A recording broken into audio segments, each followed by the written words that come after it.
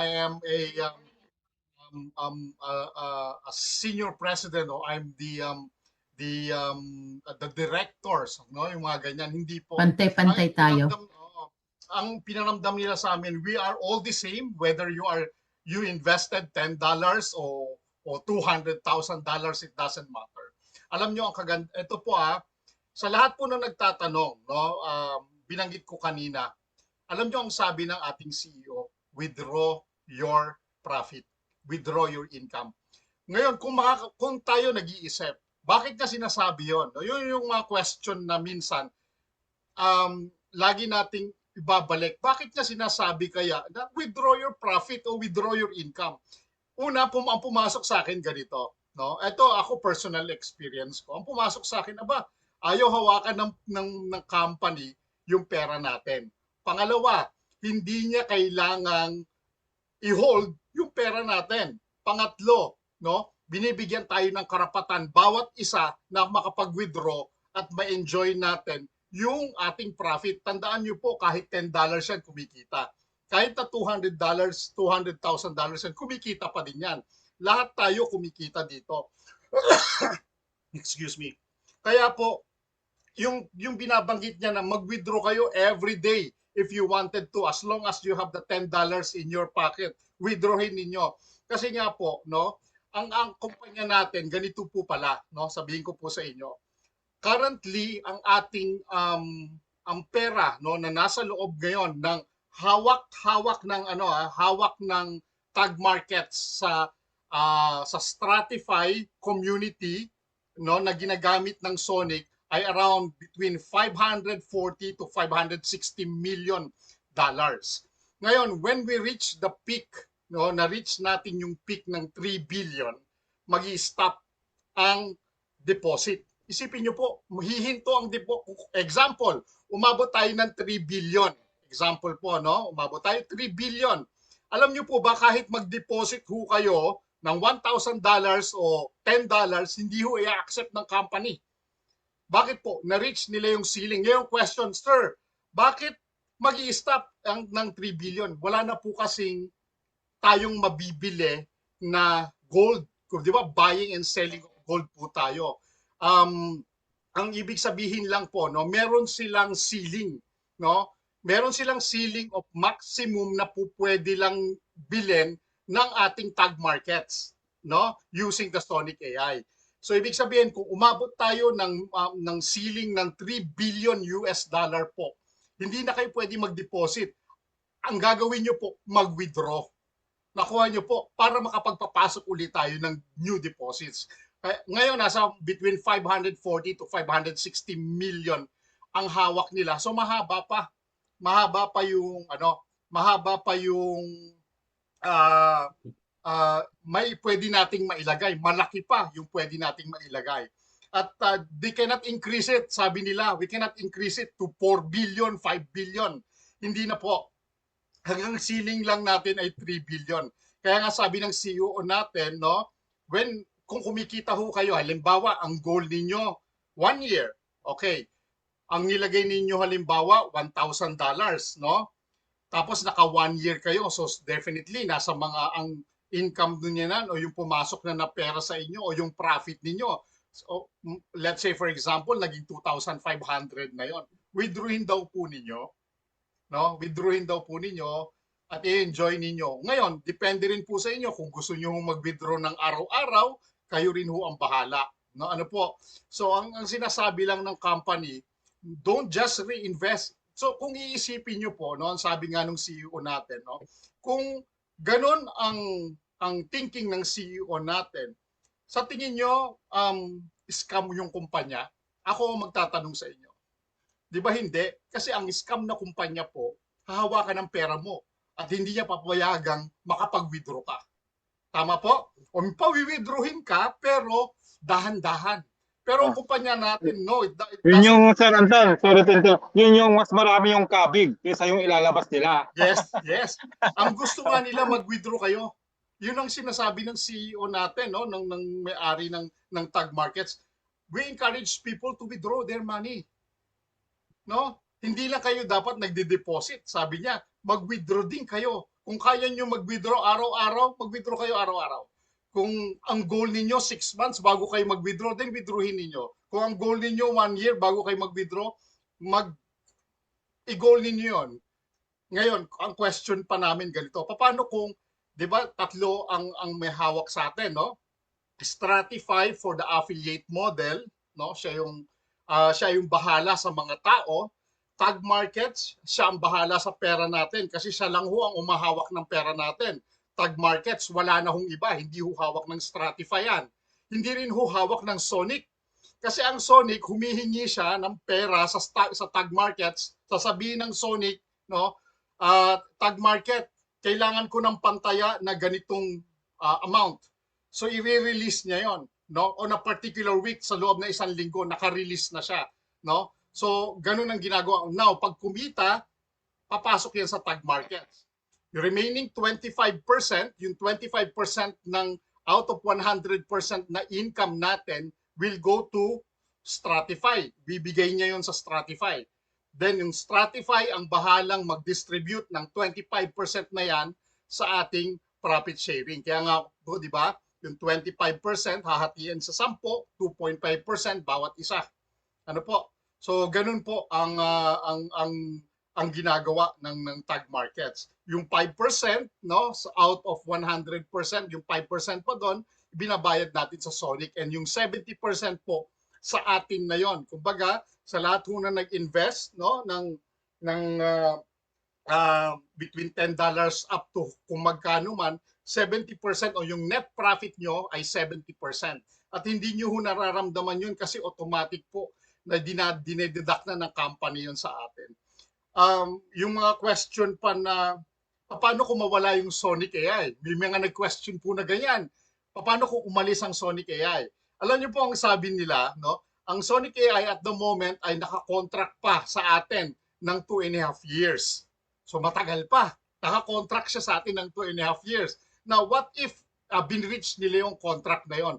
Kung i-breach nila yung contract na yon, no, yung ng Sonic AI, kunyari umalis siya, no, lahat ng income na pumapasok sa Sonic AI ay mariretrieve back natin. Makukuha pa natin yon. Ngayon, kung napapansin nyo po, meron tayong nakikitang Neo FX. Nakikita nyo ba yung Neo FX dun sa Stratify? Di po ba? Yes po. Yes po. Ang Neo FX ay isa rin sa isa sa magandang AI natin na po pwedeng mag-back up sa atin just in case Sonic ay umalis. Pero hindi daw mangyayari 'yon. Nilagay lang nila yung Neo FX, no, as a backup just in case, no, na halimbawang umalis nga yung Sonic, pero hindi ho mangyayari 'yon, sabi naman nila, no. Ano lang, ina-anticipate lang po nila yung mga senaryo na ganon. Bakit po? Unang-una, kaya ho tayo nagkakapera, hindi ho dahil sa Stratify, hindi ho dahil sa tag markets. Nagkakapera ho tayo dahil sa trading ng Sonic natin. Tama po? Doon tayo nagkakapera kasi siya yung nagtitrade, siya yung tumataya sa atin. Kaya hindi namin nakita si Dada dahil busy po siya. Ang mga traders pala, no, ano sila, introvert. Ngayon ko lang narinig yon, no, na sila kapag feel nila na magkukulong lang sila sa kwarto at tututok lang sila doon sa ating negosyo, ganun po pala yung ginagawa nila, no? Yung talagang pinag-aaralan nilang maigi yung takbo ng market. Malaki po ang kinikita ng Sonic, totoo lang sa atin. 5% ng kita nila. Kung halimbawa po ang trading volume natin ay 760 billion, 5% of that kanila. Isipin niyo po, ang laki nun, no? Yung kinikita po ng tag markets is only around between 2 to 3% ng ating trading volume. And the rest ay binibigay na sa mga investors na katulad natin. Siyempre, may mga incentives pa yan, no? Meron na pong 8, no? Ito po meron pong 8 Chinese, no, ang nakakakuha ng $1 million every month. Isipin niyo po, no, parang nakakalula, no, pag iniisip niyo, no, 100 million every month, no. Merong isa na nakakakuha ng 3.5 million every month profit. Kasama lahat na po yun, no? Kasama na po yung kanilang trading profit, profit share, at lot commission, at ang kanilang CPAs. 3.5 million po ang isa na yun. Siguro baka si Anthony na yun, hindi natin alam, no? At meron na pong nakakuha ng 6 na bahay po, no? 6 na bahay worth 1.2 million dollars sa Dubai. No, hindi ho nila binigay yon ng cash, kundi binigay nila yon as a house. Bayad po yung bahay na yon, hindi huhulugan. Ano po? Ibinigay po talaga doon sa mga sa mga deserving na naka-qualify. So imagine niyo na lang po, merong nakakakuha ng every month ng $500, merong nakakakuha ng $1,000, $2,000, 200 plus po ang nakakakuha, 200 plus na mga affiliates ang nakakakuha ng incentive na around $2,000, and yung mga $10,000 meron din po. So ang dami po, no, ang daming nangyayari sa atin, no. At ang ganda lang kasi marinig, no, sa kanila mismo yung ganitong figures.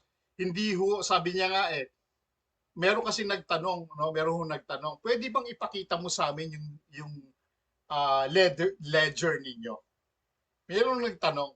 Sabi ni Nick, no, kung ipapakita ko ang ledger to public, sabi niya, ma-overwhelm sila kung gaano kalaki yung kinikita. Do you think buhay pa ako by that time? Sabi niya. So baka bukas may hole na ako sa ulo, sabi niya. Bakit? Laki ng makikita nila. Siyempre, kung ipapakita natin yan sa public, anong mangyayari? Magkaka-interest yung tao. Maring kidnapin siya o patayin siya dahil nakikita nila sa public. So mas maganda kapag hiningi ito sa akin, no, hiningi sa kanya ng proper authorities, then he can show it, but not to the public. Ngayon ang question, hindi na lang ako mag-i-invest sa'yo ng 100 million o 1 million. Sabi niya, I don't care. Kung ayaw mo mag-invest, that's fine. You go. Sabi niya, hindi namin kailangan ng pera mo. Whether sabihin mo pa sa akin, sabi niya, mag-invest ka ng 1 billion sa akin. Hindi ako after sa money mo. I'm after doon sa mga investors ko that they believe on the tag markets. Hindi ako after sa malaki ang ini-invest mo. Then ang dami mong cheche-bureche, no, na where in fact hindi naman kailangan na, no, yun ang sinasabi niya. Ngayon kung gusto mong silipin lahat yan, then talk to me. Sabi niya, you go, kunyari mag-invest ka ng malaki, kunyari 1 billion, no, example. Go to the office, talk to me, I'll show it to you. Pero kung gusto mo pang ilabas ko to sa public, no need, sabi niya. So ayun po, no. At marami pang iba, no? Madami pang iba. Ngayon, itong good news ko sa inyo naman, sa lahat ng mga nandito ngayon, no? Ang good news ko po sa inyo, those people, sa mga tao po na nagpe-perform, no? Makakuha ng CPA 2%, ng CPA 3.5%, CPA 5%, CPA 7.5%, no? Meron pa po silang ibibigay na special na incentive trip, no? Bukod dun sa mga events na mangyayari sa atin this coming September, at mayroon pa silang ibibigay sa atin. So example, si Ma'am Judith, no? Example, nakuha niya yung 2% niya, no? The company will email her, no? Mag-email sa kanya yung company na sasabihin sa kanya, "Oy Judith, nakuha mo yung 2%. I-perform mo pa yan, kunyari, sabihin nung kunin mo pa yung 2% mo in the next 2 consecutive months." Once na na-reach niya yung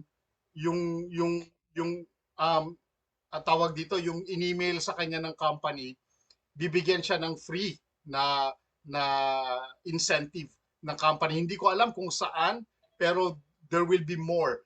Ngayon, nung naka-attend kami etong week na to, no, 40 ho kami, 40 and 16 of that Indians. No po, 16 of that Indians.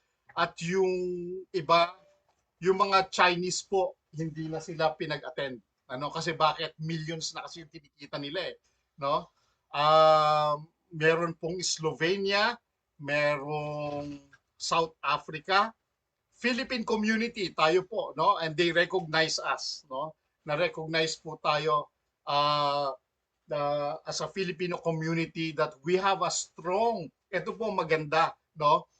Hindi po tayo napahiya. Bakit po? Kasi alam nila, alam ng mga Indian teams, alam ng South African teams, at alam ng iba pang teams that Filipinos are performing well.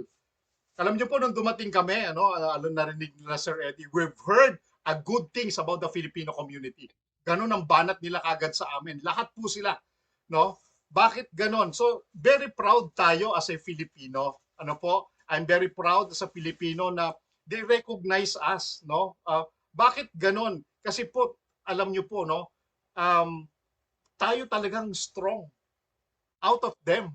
Sa totoo lang, maaring tulog pa tayo at the moment, pero pag nabuhay ang lahat ng mga Pilipino, especially you, kayo po, no, sa mga teams ninyo, pag nabuhay ninyo po yan, lahat, no, ewan ko na lang, baka mamaya, yung plug natin, hindi lang kami 4 o 3 na nandoon, baka mamaya hindi lang tayo 16, kundi baka 100 tayong mahigit na nagmamayagpag ng flag, no, sa lahat ng mga leaders. So I encourage everyone to do the business right. Yun po yung laging sinasabi ng CEO sa atin, no hyping.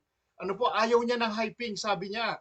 Sabihin niyo yung tama, ito yung kinikita ko, nasa $10 ko, ito yung kinikita ko sa $100 ko. Ngayon, kung gusto mo pang kumita as extra, meron tayong affiliate model. Huwag na nating dagdagan, no? Ngayon, for those people naman, no, na namamangka sa dalawang ilog, no? Yung mga tao na alam nyo po, pwede kayong tanggalin ng kumpanya. And they told me specifically about it. They said to me, no, na kung ang isang affiliate, example si Ma'am Tina, example, no, in-invite siya ng isang leader niya, example, sa isang company. At may nangyari kay Ma'am Tina dun sa kanyang investment. Kunyari, sinumbong niya sa akin. Example ko lang po ito, no? Sinumbong niya sa akin. Alam niyo po ba na yung leader na nag-invite kay Ma'am Tina, yung kanyang tawag dito, yung kanyang tag markets ay tatanggalin ng kumpanya. No, hindi siya makakakuha ng Stratify affiliate niya. Hindi na siya makakakuha. Yung pera niya, syempre nag-invest siya, makukuha niya, definitely. Pero wala rin siyang Stratify. Ngayon, susulatan pa siya ng kumpanya na withdrawin, no, ang kanyang pera and to para hindi na siya makasama at doon na lang siya sa kanyang kumpanya. So pinamimili, no, na kung ano ang gusto mo, kasi you cannot serve two masters, sabi nga nila. And don't do bad mouthing. Kapag ang gusto ko pong gawin ninyo ganito, pag meron hong nagba-bad mouth sa tag market, i-record ninyo. Okay? I-record po ninyo, no? Kunin niyo yung pangalan, kung sino man yung, kunyari sinasabi ang tag market walang lisensya o yung tag market ay hindi magandang kumpanya. I-record po ninyo, no? Bakit po? Kasi yan ang evidence natin para matanggal yung taong kung sino man yung nagsasabi nito. Okay po? Bakit ko sinasabi ito? Seryoso tayo sa negosyo natin, no? Hindi tayo nang-hype o nagbibigay lang ng isang negosyo sa mga taong pinaghirapan nila yung pera nila.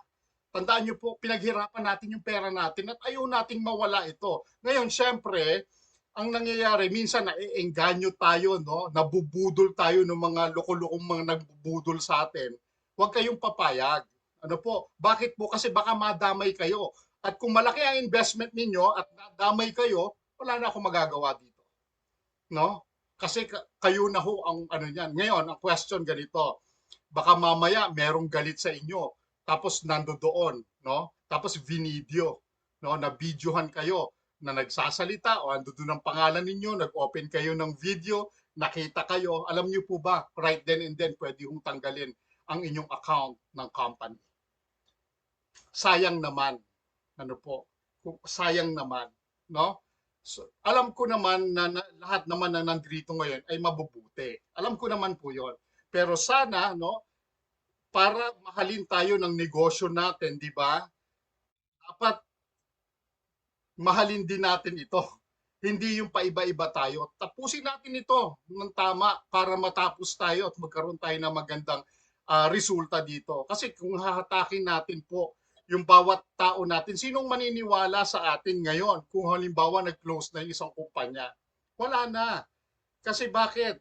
Iba yung ginagawa ng tao na yon. Ang lagi nating iisipin, ang gusto lang ng taong yan, makahatak ng tao para kumita siya. Not dahil sinasabi sa'yo na gusto kong makatulong sa'yo. No.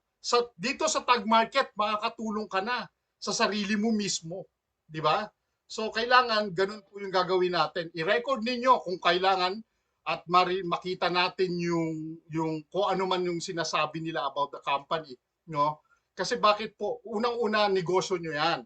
Isipin nyo po, no, dahil sa mga taong nagbabadmouth o nagbibigay ng hindi magandang impormasyon dito sa atin, damay ho kayo. Damay ho ako at damay ho tayong lahat. Tama po?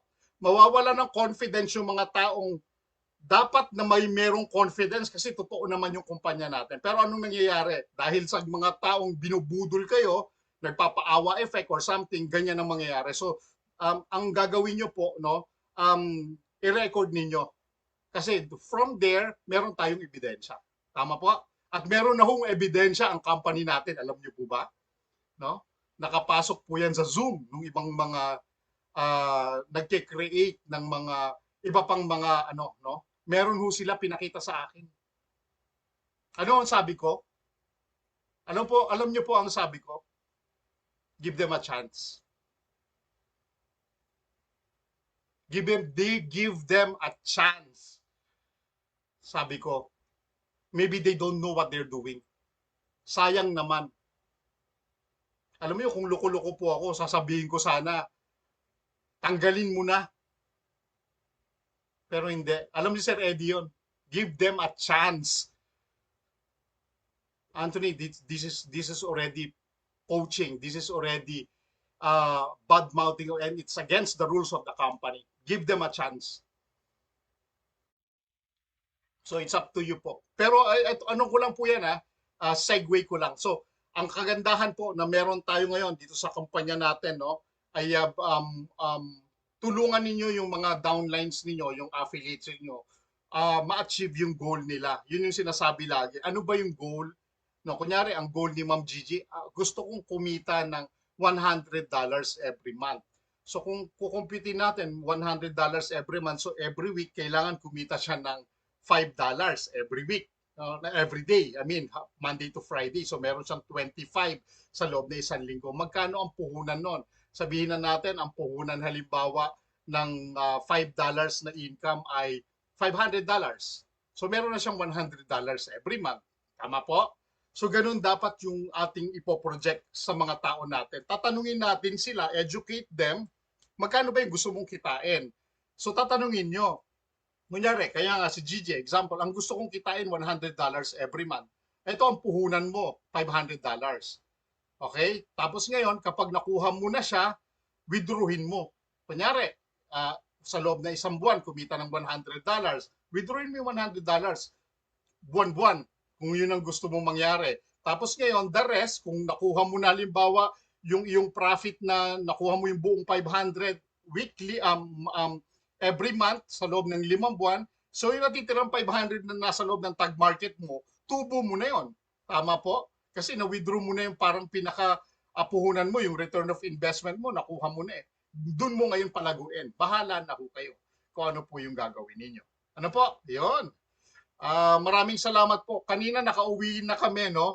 Dumating kami ng wife ko ng around 8:30 yata o 10 o'clock, hindi ko na ho alam kasi pagod na po ako. Pero dire-diretso pa rin yung trabaho ko. Pagkagising ko kanina, no, nag-encode na naman tayo, tumulong na naman tayo doon sa iba, no? Kaya ayun, I would just want to extend my congratulations to Tita Gloria Kinsel, no?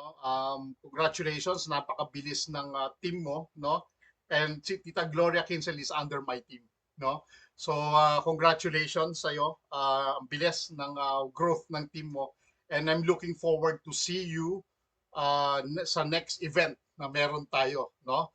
At lahat kayo, no, na ano, ang saya, no? Si Sir Eddie, nung nakita ko si Sir Eddie, ang gwapo rin pala ni Sir Eddie, no? Ano, at ang saya lang, ano, ang saya lang dahil sabay-sabay kami kumakain, kukwentuhan kami. Yung kwentuhan namin na always positive, no? Ano po, paano natin palalakihin yung team natin, paano natin tutulungan yung mga tao, paano yung gagawin natin, no? Hindi lang kami, no? Kundi kayo rin, no? Paano ba natin silang matutulungan? Paano natin, alam nyo, nakita ni Sir Eddie na hindi ako techie, no? Hindi ako mahilig sa video, hindi ako mahilig sa mga picture-picture, no? Hindi ko forte yun eh. I just enjoy kung ano yung nangyayari, and I keep on asking questions. Yun naman yung forte ko, no? Lagi kong dilalapitan yung mga tao, no? Yung mga tao po pwede kong makakuha ng mga informations, mga tanong na hindi nasasagot sa akin para nababalansi ko at nakikita ko kung ano yung pwede kong isagot sa inyo ngayon.